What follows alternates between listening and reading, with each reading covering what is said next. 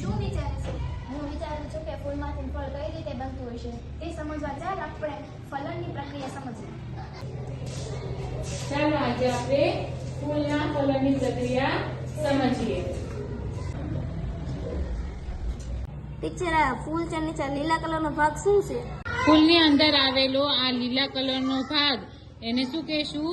વજ્રપત્ર. શું કહેશું?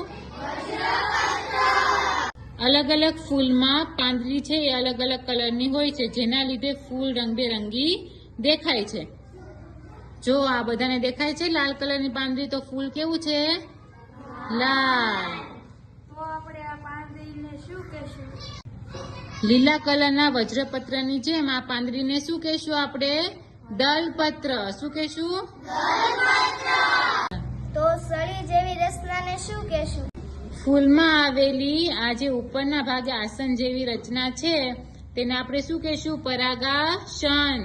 અને આ જે પીળા કલરની જે રચના છે એને આપણે શું કહેશું? રજ જેવી છે તો પરાગરજ.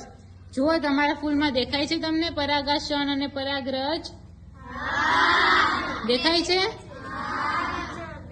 આ છે પરાગાસન, પરાગરજ અને નળી જેવી જે રચના છે એ કઈ છે? પરાગવાહિની. આ ત્રણ જે ભાગો છે એ કોના છે? પુંકેસરના.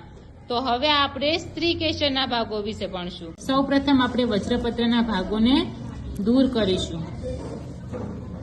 ત્યારબાદ આપણે દલપત્રના ભાગોને દૂર કરીશું.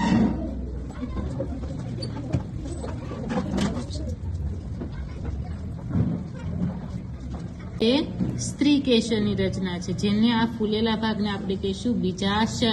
હવે બીજાશયમાંથી આપણે અંડકોની રચના જોઈએ. કટરથી પહેલા એને કટ કરશું.